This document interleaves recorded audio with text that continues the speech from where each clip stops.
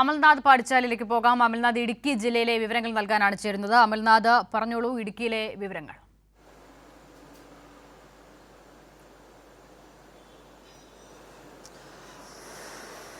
അസിത, ഇടുക്കി ജില്ലയിലും UDFന്റെ ഒരു മുന്നേറ്റം തന്നെയാണ് കാണാൻ വേണ്ടി സാധിച്ചത്. ജില്ലാ പഞ്ചായത്ത് എടുത്ത് പരിശോധിക്കുകയാണെങ്കിൽ ജില്ലാ പഞ്ചായത്തിൽ 17 സീറ്റുകളിലേക്ക് അതിൽ UDF 14 സീറ്റുകൾ നേടിയപ്പോൾ LDFന് 3 ഇടങ്ങളിലാണ് വിജയിക്കാൻ സാധിച്ചത്. ഈ നഗരസഭകൾ എടുത്ത് പരിശോധിക്കുമ്പോഴും 2 നഗരസഭകളും UDF നിലനിർത്തുന്നത് കാണാൻ വേണ്ടി സാധിച്ചു. തൊടുപുഴ നഗരസഭയിൽ UDF 21 വിജയിച്ചു. LDFന് വിജയിക്കാൻ സാധിച്ചത് 6 ഇടങ്ങളിൽ മാത്രമാണ്. അതോടൊപ്പം തന്നെ NDA 9 ഇടങ്ങളിൽ വിജയിച്ച് മുഖ്യ പ്രതിപക്ഷമാവുകയും ചെയ്തിട്ടുണ്ട്. കട്ടപ്പന നഗരസഭയിലേക്ക് പോകുമ്പോൾ അവിടെ UDF 20 ഇടങ്ങളിൽ വിജയിച്ചു. അതേസമയം തന്നെ LDF 13 ഇടങ്ങളിൽ വിജയിച്ച് കഴിഞ്ഞ തവണത്തേക്കാൾ നില മെച്ചപ്പെടുത്തിയ ഒരു സാഹചര്യം കൂടിയുണ്ട്. ഗ്രാമപഞ്ചായത്തുകളിൽ 52 ഇടങ്ങളിലേക്കാണ് മത്സരം നടന്നത്. അതിൽ 36 ഇടങ്ങളിൽ UDF വിജയിച്ചു. 11 ഇടങ്ങളിലാണ് LDFന് വിജയിക്കാൻ സാധിച്ചത്. ബ്ലോക്ക് പഞ്ചായത്തിൽ 7 ഇടങ്ങളിൽ UDF വിജയിച്ചപ്പോൾ ഒരിടത്ത് മാത്രമാണ് LDFന് വിജയിക്കാൻ വേണ്ടി സാധിച്ചിട്ടുണ്ടായിരുന്നത്. ഇത്തരത്തിലാണ് ഇന്ന് നടന്ന ഈ ഒരു ഫലപ്രഖ്യാപനത്തിലുള്ള ഏറ്റവും അവസാന